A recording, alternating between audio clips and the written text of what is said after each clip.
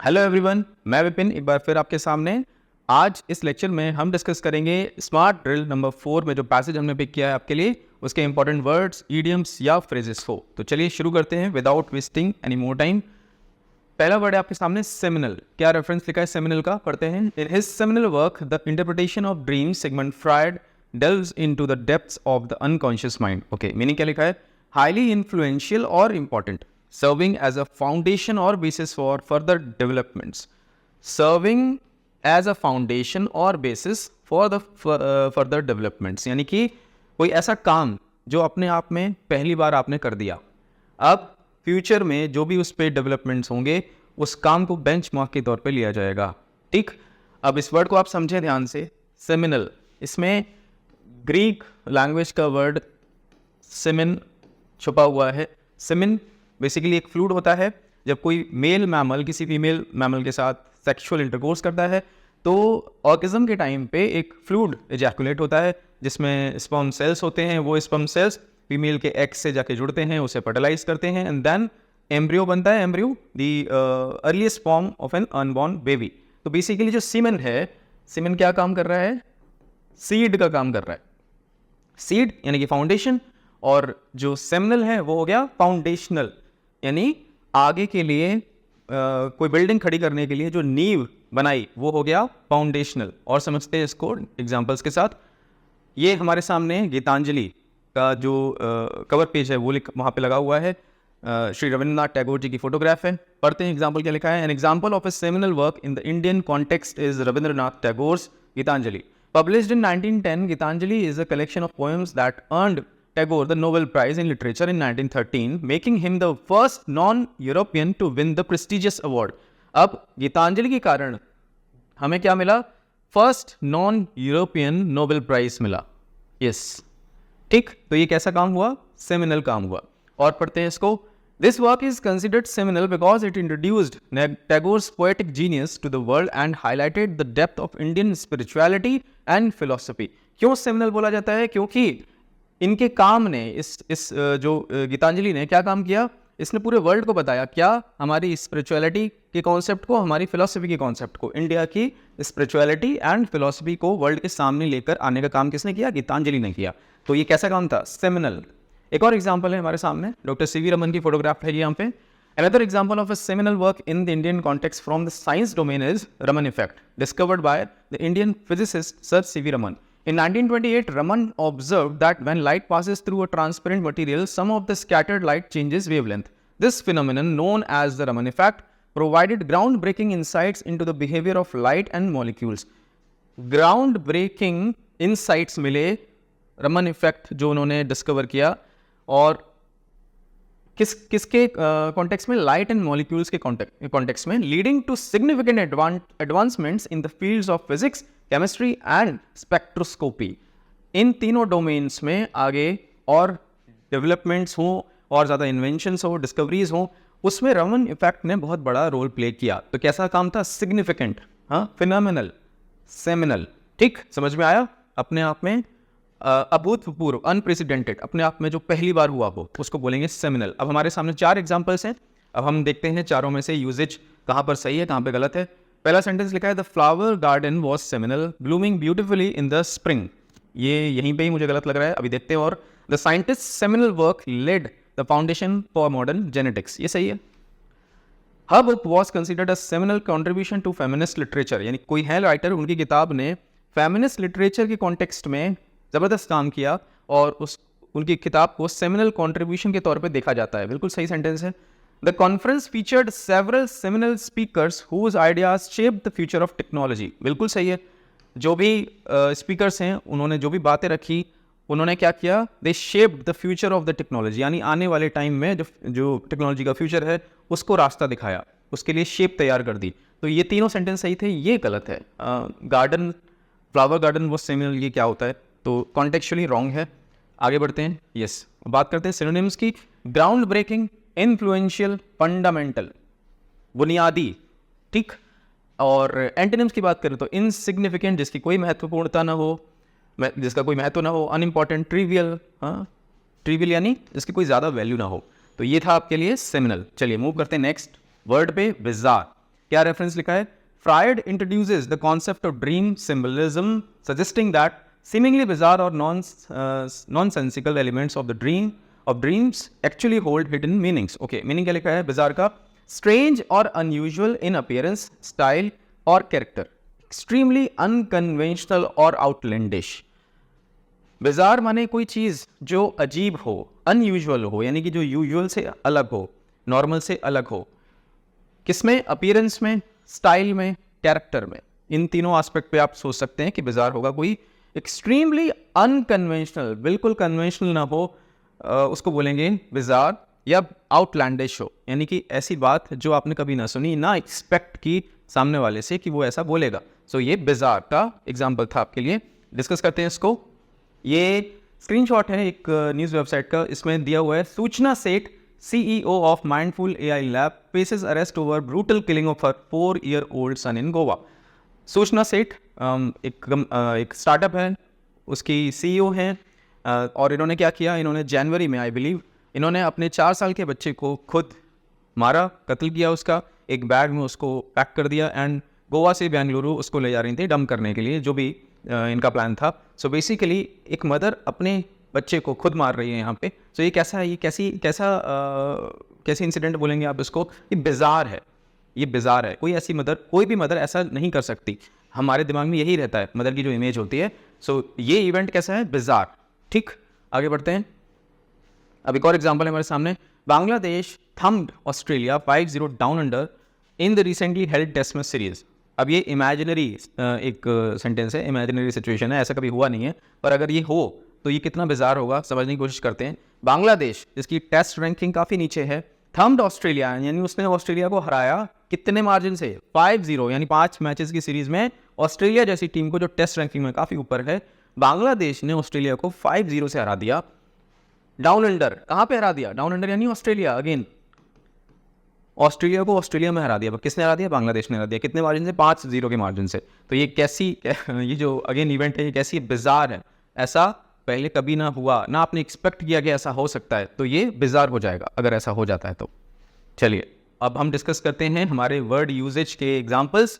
The movie had a bizarre plot that left the audience confused. बिल्कुल सही है, ऐसा प्लॉट जो आप एक्सपेक्ट नहीं कर रहे थे।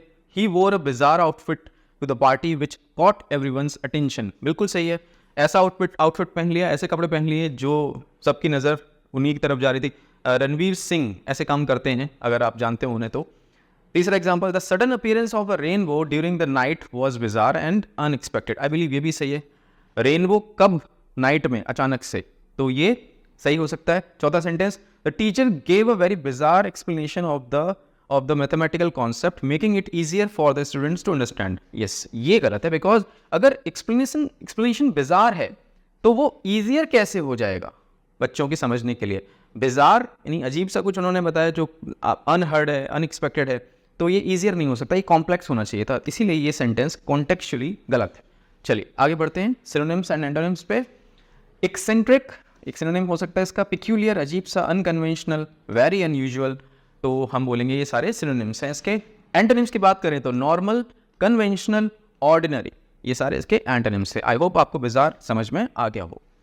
Next word is forbidden. Forbidden reference क्या लिखा हुआ है? थंबनेल पे आपने देखा था, dogs and Indians are not allowed. ये ब्रिटिश काल में ऐसा होता था, तो फॉरबिडन यानी नॉट अलाउड। पढ़ते हैं reference, allow individuals to satisfy forbidden और अनअटेनेबल डिजायर्स। ओके, मीनिंग क्या लिखा है? नॉट परमिटेड, जिसकी इजाजत ना हो, प्रोहिबिटेड बाय अथॉरिटी और सोशल कस्टम, अथॉरिटी ने उसको रोक रखा हो, ऐसा नहीं किया जा सकता है यहाँ पे, या फिर सोशल कस्टम ने यानी सोसाइटी ने, आप जो फॉलो करते हैं रूल्स, उसके अकॉर्डिंग अगर कोई चीज़ नहीं की जा सकती तो हम बोलते हैं वो फॉरबिडन है। चलिए डिस्कस करते हैं इसको भी एग्जांपल्स के साथ। साबरीमाला टेम्पल, केरला में ये टेम्पल है, फेमस है काफ़ी। यहाँ पे एक जो इन्होंने एक रूल बना रखा था कि जो 7-8 साल से लेके जो 50 साल तक की जो फीमेल हैं, जो बेसिकली मैंस्ट्रुएटिंग विमेन है, यानी जो पीरियड्स में, जिनको पीरियड्स होते हैं, वो इस टेम्पल में एंट्री नहीं कर सकती। अब ये काफ़ी बिजार है सुनने में। क्यों? इनका रीज़न ये है कि अगर मैंस्ट्रुएटिंग गर्ल्स या विमेन अंदर एंट्री करेंगी तो वो इसको इम्प्योर कर देंगे टेम्पल को। तो ये बेसिकली यहाँ पे एक रूल था, और वो भी रूल किससे? गवर्नमेंट यानी कोर्ट ने ये इम्प्लाई कर रखा था। और इम्प्लीमेंट कर रखा था, और अभी आई बिलीव 2018 में सुप्रीम कोर्ट ने इस रूल को हटाया है, रूलिंग दी कि ये अब नहीं माना जाएगा, बट स्टिल यहाँ पे विमेन की, मेंस्ट्रुएटिंग विमेन की एंट्री नहीं है। एंड अगर वो कर लेती हैं तो गलती से भी अगर मान लो किसी औरत को लगा कि नहीं मेरा हक है, मैं जा सकती हूँ, वो चली गई, तो ये जो टेम्पल की अथॉरिटी है, पूरा जो टेम्पल है उसको प्योरीफाई करते हैं, धोते हैं उसको। आप सोच सकते हैं ये कितना बिजार है, सुनने में भी अजीब सा लग रहा है। सो ये एक एग्जाम्पल हो गया बिजार का। एक और एग्जाम्पल है हमारे सामने, child marriage which involve marrying of children below the legal age of marriage is forbidden by law in India. Yes, जो बच्चे होते हैं उनकी शादियां फॉरबिडन हैं, हमारे इंडिया में फॉरबिडन है, होनी भी चाहिए। तो ये एक एग्जाम्पल था फॉरबिडन का। एक और एग्जाम्पल था। अब जल्दी मूव करते हैं सेंटेंसेस पे। The ancient temple was in a forbidden area and no one was allowed to enter. सही हो सकता है, कोई पुराना टेम्पल है, किसी को एंट्री नहीं अलाउड है वहाँ पे। She found the dessert absolutely forbidden and couldn't stop eating it. ये थोड़ा सा मुझे गलत लग रहा है, चलिए आगे बढ़ते हैं। Smoking is forbidden in all public building. सही है। They left an excitement in their forbidden love, knowing it was against their family's wishes. Families है दो against हैं कि भैया आप certain person जो certain caste से हैं या certain religion से हैं या certain background से हैं, उनसे आप जाके कोई relationship नहीं बना सकते। पर जो कपल है उसको इसमें आनंद आ रहा है, एक्साइटमेंट आ रही है, बिकॉज फॉरबिडन है ना ये चीज़, इसीलिए एक्साइटमेंट आ रही है। तो ये आई बिलीव ये सही है सेंटेंस। अब ये सेंटेंस जो था, शी फाउंड द डेजर्ट यानी कि कोई मिठाई, sweet dish, absolutely forbidden and couldn't stop, ये गलत लग रहा है मुझे, यहाँ पे फॉरबिडन गलत है, यहाँ पे होना चाहिए था एंजॉयबल। मतलब उनको जो डिश है वो एंजॉयबल लग रही है, तभी तो वो अपने आप को रोक नहीं पा रही। ठीक है, सो ये हमारा सेंटेंस गलत था, बाकी सारे सही हैं। आई होप आपको फॉरबिडन का मीनिंग समझ में आ गया हो। अब डिस्कस करते हैं synonyms. Prohibited, band, taboo. Taboo socially जिस पे हम बातचीत ना करते हो, ऐसे topics taboo. Antonyms, permitted, allowed, acceptable, ये इसके एंटोनिम्स हो गए। आई होप आपको फॉरबिडन का मीनिंग पूरी तरीके से समझ में आ गया होगा। नेक्स्ट वर्ड इज रिप्रेस्ड, और रेफरेंस पढ़ते पहले। रिप्रेस का क्या लिखा है? ऑफन रिफ्लेक्ट्स रिप्रेस्ड डिजायर्स और unresolved conflicts from childhood experiences. Okay, meaning क्या लिखा है? केप्ट अंडर कंट्रोल, रेस्ट्रेंड, बेड़ियों में रखना, और सप्रेस, दबा के रखना, स्पेशली इंस्टिंक्चुअल इम्पल्सेस और इमोशंस, यानी इंस्टिंक्ट से जो आपके बाहर आए, इम्पल्सेस एकदम तेज इमोशंस बाहर आए, उनको आप अगर दबा दिया जाए उनको, तो आपको बोला जाएगा कि आप रिप्रेस्ड हैं। और इसी वर्ड में देखिए आप, यहाँ पे प्रेस्ड, दबाया हुआ, आगे लिखा है री, यानी अगेन एंड अगेन, बार बार दबाया हुआ, और जनरली इमोशंस की बात हो रही है तो उसको हम बोलेंगे रिप्रेस्ड। एग्जाम्पल से डिस्कस करते हैं इसको। कोई ऑर्गेनाइजेशन है, कोई कंपनी है, उसमें ये सीनियर हैं, वो जूनियर हैं, एंड जो जूनियर हैं वो रोज़ अपने बॉस से इस तरीके से डांट खाते हैं, सुनते हैं, उनका मन करता है कभी भाई पलट के वो भी जवाब दे दें या जॉब छोड़ दें। पर जैसे ही उनका ये थॉट आता है, दूसरा थॉट ये आ जाता है कि भाई मुझे कार की EMI पे करनी है, होम लोन की EMI पे करनी है, और मेरे पेरेंट्स हैं जिनको दवाइयों का खर्च मेरा जाता है महीने का। तो इतने सारे जब थॉट्स आते हैं कि फिर जॉब कहाँ मिलेगी, तो फिर वो इमोशन आया गुस्सा करने का या जॉब छोड़ने का, फिर दब गया, दूसरे दिन फिर आया, फिर दब गया। तो ये क्या हो रहा है? बेसिकली बार बार रिप्रेस हो रहा है, और इनकी पर्सनालिटी कैसी हो जाएगी? रिप्रेस्ड, हाँ, दबे हुए इमोशंस। चलिए और एग्जाम्पल्स हैं हमारे सामने, ये सेंटेंसेस आ गए हमारे सामने। He had many repressed memories from his childhood that he couldn't recall easily. सही लग रहा है सेंटेंस, इसको हम ओके कर सकते हैं। The beautiful scenery repressed his desire to leave the place. Absurd है, सीनरी ने रिप्रेस कर दी उसकी डिजायर जाने के लिए, इस प्लेस को, इसको छोड़ के जाने के लिए, गलत लग रहा है। The government repress the protest using force to disperse the crowd. ये बिल्कुल सही है, गवर्नमेंट ने फोर्स यूज की, लाठीचार्ज यूज किया कि वो जो भीड़ है वो तितर बितर हो जाए। Her repressed emotions eventually surface leading to an emotional breakdown. Finally जो इमोशंस थे वो एक दिन फट गए और ब्रेकडाउन हो गया बुरी तरीके से, या तो वो रोने लगी या सामान उठा के फेंकने लगी। तो ये एग्जाम्पल यहाँ पर दिया हुआ है। सो ये भी सही है। आई बिलीव आपको रिप्रेस्ड का मीनिंग समझ में आ गया हो। डिस्कस करते हैं सिनोनिम्स। सप्रेस्ड, रेस्ट्रेन्ड, रोकना, इनहिबिटेड, रोकना, किसी को इनहिबिट करना कि नहीं आप ये नहीं कर सकते। एंटोनिम्स की बात करें तो एक्सप्रेस्ड, अनरेस्ट्रेन्ड, अनइनहिबिटेड, ये सारे इसके एंटोनिम्स थे। फाइनली आपको समझ में आ गया होगा रिप्रेस्ड का मीनिंग। चलिए मूव करते हैं नेक्स्ट वर्ड पे, which is decipher. Decipher, cipher का मतलब क्या होता है? कोड करना, और डी साइफर उसको कोड को ब्रेक करना। सो आपने उसको बेसिकली क्या कर दिया? कोड को ब्रेक कर दिया, ब्रेक द कोड, यानी डी कोड कर लिया आपने। रेफरेंस क्या लिखा है? Hidden meanings that can be deciphered through psycho analysis. Meaning क्या लिखा है? टू इंटरप्रीट और डी कोड समथिंग डिफिकल्ट और पजलिंग, किसी डिफिकल्ट चीज को या पजल कोई हो उसको आपने ब्रेक कर लिया, आप समझ गए कि क्या पजल था, तो आप बोलेंगे कि आपने डिसाइफर कर लिया। टू मेक सेंस और understand something that is obscure और क्रिप्टिक, कोई ऐसी चीज जो आप समझ जाए, अप्पा चप्पा डब्बा कोई ऐसे बोले और आप समझ जाए सामने वाला क्या कहना चाहता है, तो इट मीन्स कि you have this ability to decipher things और सेंटेंसेज और वर्ड्स। ठीक, डिसाइफर इसको समझते हैं कॉन्टेक्स्ट के साथ। अब ये डॉक्टर हैं कोई दो अलग अलग, उनके प्रिस्क्रिप्शंस हैं, इसको देखें और फिर उसको देखें और कोशिश करें ये बताने की कि कौन सा प्रिस्क्रिप्शन, लेफ्ट वाला या राइट वाला, ईजियर है अंडरस्टैंड करने में। ऑब्वियसली पहली बात तो ब्लर है, उसके बाद उन्होंने ऐसे ही ऐसे कुछ लिख दिया है। ये क्या है? ये केवल केमिस्ट समझ सकता है, और यहाँ पे नज़र आ रहा है कि क्या वर्ड्स यूज़ किए हैं, तो I believe this is easier to decipher. तो ये था आपके लिए एग्जाम्पल डिसाइफर का। अभी डिस्कस करते हैं इसके सेंटेंसेज यूजेज में। The archaeologist was able to decipher the ancient script on the tablet, बिल्कुल सही सेंटेंस है।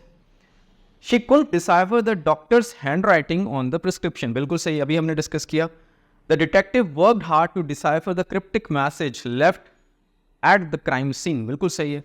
डिटेक्टिव ने बहुत मेहनत करी, जो मैसेज वहाँ पे क्राइम सीन पे छोड़ा गया था उसको डिसाइफर करने में।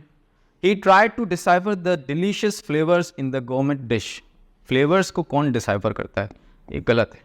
सो ये हमारा फोर्थ सेंटेंस यहाँ पे रॉन्ग है, बाकी सारे सही हैं। चलिए मूव करते हैं अब हम सिनोनिम्स एंड एंटोनिम्स पार्ट पे। डिकोड, इंटरप्रीट, अनरेवल, पढ़ते हटाना, अनरेवल, इंटरप्रीट, डिकोड, ये सिनोनिम्स हैं। एंटोनिम्स की बात करें तो एनकोड, कंफ्यूज, ऑब्सक्योर, धुंधला कर देना, यानी ऑब्सक्योर कर देना, ब्लर कर देना। चलिए next word is psycho analysis. अब ये साइको एनालिसिस बेसिकली एक मेथड होता है साइकोलॉजी में, आपके अनकॉन्शियस माइंड में क्या चल रहा है उसको सामने लाना। तो कोई ऐसे जनरल वर्ड नहीं है, एक बोल सकते हैं इसको साइकोलॉजी का एक टर्म है। रेफरेंस क्या लिखा है? Hidden meanings that can be deciphered through psycho analysis. Psycho किससे रिलेटेड होता है? माइंड से रिलेटेड टू माइंड। एनालिसिस आपको पता ही है, उसका पूरा उसकी विवेचना, उसको समझना, एनालिसिस, एनालाइज करना। A method of investigating the mind and mental processes developed by Freud that involves analyzing unconscious thoughts and emotions to understand human behavior. Again उस psychoanalysis की definition यहाँ पे लिखी हुई है, तो I believe इतना ज़्यादा difficult नहीं है समझना इसको। Psychiatry यही काम करते हैं। अब यहाँ पे थेरेपी में आप इसमें मेंटल थेरेपी लिख सकते थे, ये केवल थेरेपी से क्लियर नहीं होगा। अगेन मेंटल एनालिसिस या माइंड एनालिसिस होना चाहिए था यहाँ पे, तो हम बोल सकते हैं साइको एनालिसिस। और एंटोनिम्स इसके इसलिए नहीं होंगे क्योंकि ये जनरल वर्ड नहीं है। चलिए मूव करते हैं नेक्स्ट वर्ड पे। फ्रेज है, बेसिकली फ्रेजल वर्ब है, delve into। Reference, in his seminal work the interpretation of dreams, Sigmund Freud delves into the depths of the unconscious mind। Meaning होता है इसका जांच पड़ताल करना, अंदर तक घुस के, delve into, to investigate or explore something thoroughly or deeply। Investigate करना या एक्सप्लोर करना, कैसे? thoroughly या फिर deeply, अंदर तक घुस के पता करने की कोशिश करना, एक्सप्लोर करना, उसको हम बोलते हैं delve into। अब ये देखिए कोई स्कूबा डाइवर है, नीचे जाके बिल्कुल सतह पे जाके, ऊपर नहीं है ये, बिल्कुल नीचे समुद्र की सतह पर जाके ये चेक कर रहे हैं क्या चीज़ें हैं, कौन से जीव जंतु हैं वहाँ पे, और कौन से क्या क्या वहाँ पे एग्जैक्टली मिलेगा। तो ये क्या कर रहे हैं? He is delving into the sea, deep sea, बिल्कुल नीचे जाके। सो डेल्व इनटू का एक एग्जांपल हमारे सामने था। दो और एग्जांपल्स हैं हिस्टोरिकल रिसर्च के कॉन्टेक्स्ट में। Historians often delve into ancient text, archaeological findings and historical records to uncover insights into India's rich cultural heritage and past civilizations। यानी जो हिस्टोरियंस हैं वो पास्ट में जाके, पास्ट में जो भी चीज़ें हुई, उनके जो टेक्स्ट हैं या जो फाइंडिंग्स हैं उनमें बहुत टाइम देते हैं पता करने के लिए कि भाई क्या कल्चरल हेरिटेज रही हैं हमारी इंडिया की। तो हिस्टोरियंस का काम क्या है? डेल्व इनटू करना। इन्वेस्टिगेटिव जर्नलिज्म, जर्नलिज्म जो इन्वेस्टिगेटिव होते हैं जर्नलिस्ट, वो क्या काम करते हैं? वो delve into करते हैं। देखिए पढ़ते हैं इसको। Journalist delve into corruption scandals, political controversies and social issues to uncover the truth and shed light on important matters affecting Indian society। बिल्कुल अंदर घुस के काम करना, हाँ, परत दर परत निकालते जाना, कोई भी चीज़ जो ट्रेल मिल रही है उसको चेक करते चले जाना। सो ये इन्वेस्टिगेटिव जर्नलिज्म का एग्जाम्पल होता है जो करता है डेल्व इनटू, एक्सप्लोर करना अंदर तक जाके। एग्जाम्पल्स हमारे सामने, the journalist decided to delve into the politician's past to uncover the truth, बिल्कुल सही है, अभी डिस्कस किया हमने। She loves to delve into ancient history books during her free time, बिल्कुल सही है। he had to delve into the heavy box to move it out of the way, अजीब सा लग रहा है। Scientist continue to delve into the mysteries of the human brain, बिल्कुल सही है, ये गलत है। बॉक्स को हटाने के लिए डेल्व इनटू अजीब है, एब्सर्ड है। चलिए मूव करते हैं सिनोनिम्स पे। एक्सप्लोर, प्रोब जांच पड़ताल, इन्वेस्टिगेट करना, जांच पड़ताल करना। एंटोनिम्स की बात करें तो स्किम, ऊपर ऊपर से, केवल आपने ऊपर ऊपर से चेक कर लिया। सुपरफिशियल, सतही, यानी जो नॉलेज है या जो जानकारी मिली वो कितनी कैसी थी, सुपरफिशियल थी, ऊपर ऊपर से। नेग्लेक्ट, नज़रअंदाज कर दिया, तो ये इसके एंटोनिम्स हो गए। चलिए नेक्स्ट वर्ड इज पॉजिट। क्या रेफरेंस लिखा है, Freud posits that dreams are the royal road to the unconscious. Okay, meaning क्या लिखा है, टू पुट फॉरवर्ड और अज्यूम एज अ फैक्ट और principle, usually as a basis for argument of further study. इसका मतलब ये हो गया, कोई भी डिस्कशन है उसमें जो डिस्कशन का द वेरी फर्स्ट सेंटेंस है जिसके बेसिस पर डिस्कशन आगे बढ़ेगा, उसके लिए हम बोलते हैं पॉजिट करना। फॉर एग्जाम्पल, जब मैंने ये कोर्स स्टार्ट किया स्मार्ट ड्रिल कोर्स, तो मैंने जो द वेरी फर्स्ट वीडियो जो था मेरा, उसमें मैंने क्या बोला, I posited that maximum of the Hindi medium background students, उनकी इंग्लिश लैंग्वेज स्ट्रेंथ कैसी होती है, एक्चुअली उनकी जो इंग्लिश लैंग्वेज पे जो नॉलेज है उनकी या जो पकड़ है वो कैसी होती है, वीक होती है। तो ये मेरा स्टेटमेंट जो था, आई पॉजिटेड दिस, ये मैंने आपके सामने रखा, उसके बेसिस पे ही हमारा डिस्कशन आगे बढ़ा, उसके बेसिस पे ही इस कोर्स को हम आपके सामने प्रेजेंट कर रहे थे। तो ये हो गया पॉजिट करना, ठीक। और एग्जाम्पल्स हमारे सामने हैं सेंटेंसेस के फॉर्म में। The philosopher posited that reality is a construct of the mind, बिल्कुल सही है। I need to posit my pay cheque at the bank tomorrow, posit नहीं होगा, डिपॉजिट होगा। बैंक में चेक डिपॉजिट होता है, पॉजिट नहीं होता, ये गलत है। Scientist posit that climate change is accelerating due to human activities, बिल्कुल सही है। She posited a new theory about the origin of the universe during the seminar, बिल्कुल सही है। ये 3 सेंटेंस सही थे, और जो बैंक वाला सेंटेंस है वो गलत है, बिकॉज वो कॉन्टेक्चुअली गलत है, वहाँ पर डिपॉजिट होना चाहिए था, न कि पॉजिट। डिस्कस करते हैं synonyms. Propose, assert, postulate. Again postulate synonym है, एग्जैक्टली वही मीनिंग है जो पॉजिट का मीनिंग होता है। एंटोनिम्स, डिसप्रूव, रिफ्यूट, रिजेक्ट, नकार देना, रिफ्यूट कर देना, ठीक, ये इसके एंटोनिम्स हो गए। Next word is recess. Again recess में अगर हम इसको रूट्स में देखें तो सेस बेसिकली आया है सीड से, सीड और कैसे, रिसीड, पीछे हटना। आप काम कर रहे हैं, आप बहुत बिजी है शेड्यूल आपका, और उसमें आप एक ब्रेक ले लें और आप चले जाएं अपने फेवरेट कहीं कोने पे या किसी शॉप पे या कहीं पे भी आपका जो फेवरेट स्पेस हो आपके घर में, तो आप बोलेंगे उसको रिसेस, आप रिसेस कर रहे हैं। रेफरेंस क्या लिखा है, deepest recesses of our thoughts and desires. Okay, meaning क्या लिखा है, अ हिडन, रिमोट और सीक्रेट प्लेस, अ सिक्लूडेड और प्राइवेट एरिया। इसमें आप एक और जोड़ सकते हैं वर्ड ब्रेक, अ ब्रेक। और ब्रेक कैसा, आप बहुत बिजी हैं, आपका शेड्यूल पैक्ड है, उसमें से आपने कुछ 5 मिनट 10 मिनट निकाल लिए और एक ब्रेक ले लिया, तो आप बोलेंगे आपने क्या किया, रिसेस कर लिया, ठीक। चलिए डिस्कस करते हैं इसको एग्जांपल्स के साथ। चाय की टपरी, अब कॉलेज स्टूडेंट्स हों, पूरे लेक्चर्स चल रहे हैं सुबह शाम तक, उनके बीच में ब्रेक मिला, जाके उन्होंने अपनी चाय की टपरी, ये उनके लिए रिसेस हो गया। नाउन के तौर पे भी आएगा और वर्ब के तौर पे भी आएगा। और बच्चों के केस में देखिए, स्कूल में लेक्चर्स चल रहे हैं और क्लासेस चल रही हैं, और ये जो एरिया है प्ले ग्राउंड बेसिकली इनका रिसेस है, यहाँ पे आके वो ब्रेक लेते हैं और आराम करते हैं या खेलते हैं, रिक्रिएशनल एक्टिविटीज़ में इंडल्ज होते हैं। तो ये बेसिकली रिसेस के एग्जाम्पल्स थे। एग्जाम्पल और है हमारे सामने 4 sentences. The children played outside during recess, बिल्कुल सही है। The company's stock price soared after news of a recess in production, नहीं समझ में आ रहा है। The school bell rang signalling the end of recess, बिल्कुल सही है। We took a break and enjoyed some fresh air during our lunch recess, बिल्कुल सही है। ये सेंटेंस गलत लग रहा है मुझे। The company's stock price soared after news of a recess, no, कुछ इसका मीनिंग समझ में नहीं आ रहा। चलिए, आई होप आपको समझ में आया। रिसेस, नूक, क्रैनी, कॉर्नर, ये तीनों बिल्कुल उसी कॉन्टेक्स्ट में है कि कोई कोना आपका, कोई हिडन प्लेस। डांट पड़ी पेरेंट्स से, जाके छत पे आपके फेवरेट कोने में आप बैठ गए ताकि आपको कोई देख ना पाए, उसको हम बोलते हैं रिसेस। यहाँ पे आप ब्रेक भी ऐड कर सकते हैं, जो मैंने ऑलरेडी आपको बताया। एंटोनिम्स की बात करें तो सेंटर, फोर फ्रंट, सरफेस, वो सारे जहाँ पे आप छुप सकते हैं, जहाँ पे आपको कोई नहीं देख रहा, ये सब यहाँ पे आपके ऊपर सबकी नज़र है, तो ये एंटोनिम्स के तौर पे हम यूज़ कर सकते हैं रिसेस के लिए। चलिए next phrase is pave way for, और रेफरेंस क्या लिखा है, paving the way for further study into the unconscious mind, meaning क्या लिखा है, to prepare the ground work और create the conditions for something to happen और डेवलप, यानी कि किसी आगे फ्यूचर की चीज़ के लिए आप पहले से ग्राउंड तैयार करें, तो हम बोलते हैं you are paving the way for, जो भी चीज़ है उसके लिए। यानी हिंदी में बोले तो पथ प्रदर्शित करना, पहले आपने वो काम करके दे दिया, दिखा दिया, अब आपके पीछे लोग उस काम को करेंगे तो ऑब्वियसली उनके लिए वो ईजियर हो जाएगा। Example, the economic reforms of 1991 paved the way for liberalization, privatization and globalization in India, leading to significant economic growth and development.